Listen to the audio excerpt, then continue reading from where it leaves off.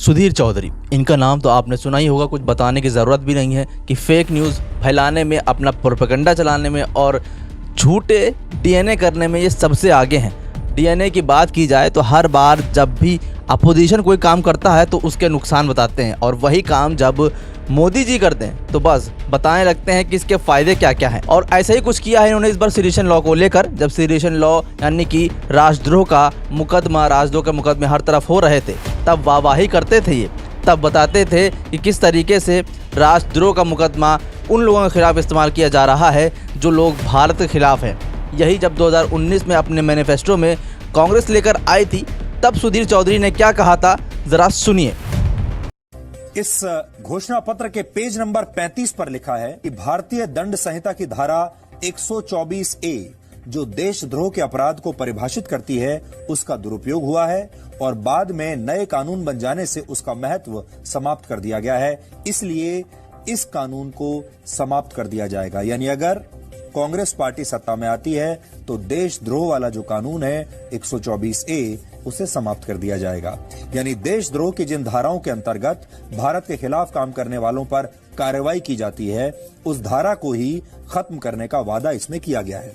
यानी अब कांग्रेस पार्टी देशद्रोह को और आसान बना देगी। अब भारत में देशद्रोह करना और आसान हो जाएगा। अपनी सेडिशन लॉ के बारे में बताएंगे।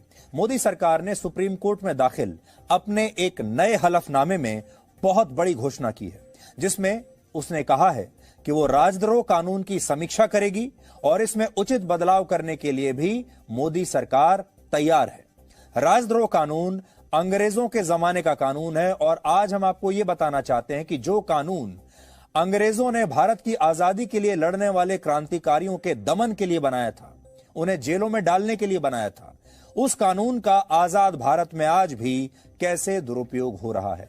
तो सुना आपने, तब बताया था इन्होंने कि अगर कांग्रेस आएगी और सेडिशन यानी कि 124A राजद्रोह का जो लॉ है, वो कानून है, उसको ख़त्म कर देगी, तो राजद्रोह करने वाले लोग खुलेआम भारत के खिलाफ साजिश रचेंगे और ऐसा हो जाएगा। और राजद्रोह का मुकदमा ख़त्म नहीं होना चाहिए, वरना भारत को बहुत भारी नुकसान होगा और ये लोग जो जहरीले लोग हैं फन उठा लेंगे। दुनिया भर की बातें इन्होंने अपने इस शो में कही थी। अब उसी के बाद जब सेडिशन लॉ यानी कि राजद्रोह का मुकदमा मोदी सरकार ने उसके अंदर कुछ संशोधन करने के लिए और ख़त्म करने की बात कही गई और सुप्रीम कोर्ट ने जब इस पर रोक लगा दी, तब अब इसके फ़ायदे गिनाने में लग गए हैं सुधीर चौधरी। डीएनए कर रहे हैं कि सेडिशन लॉ ख़त्म करने के क्या क्या फ़ायदे हैं। इतनी हिपोक्रेसी पता नहीं कहाँ से लाते हैं।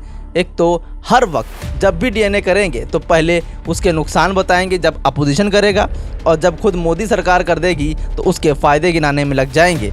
क्या कहा जाए इनको, चाटुकारिता, पत्तलकारिता की हद होती है। पहले तो गलत तरीके से मिस इन्फॉर्म करते हैं और उसके बाद जब मुंह की खानी पड़ती है तो वाहवाही करने लग जाते हैं। इनकी दोगलेपन की वजह से ही भारत इस वक्त इस हालात में है, क्योंकि इनके अंदर हिम्मत नहीं है कि भारत सरकार से एक भी सवाल पूछ सकें कि आखिर बेरोज़गारी क्यों बढ़ रही है, आप किस तरीके से काम कर रहे हैं कि रुपया गिरता जा रहा है, आप क्यों महंगाई बढ़ा रहे हैं। आप इस तरह के सवाल पूछने से भागते हैं। इसीलिए गोदी मीडिया को 150वां स्थान मिला है पूरे विश्व में हिंदुस्तान की पत्रकारिता को।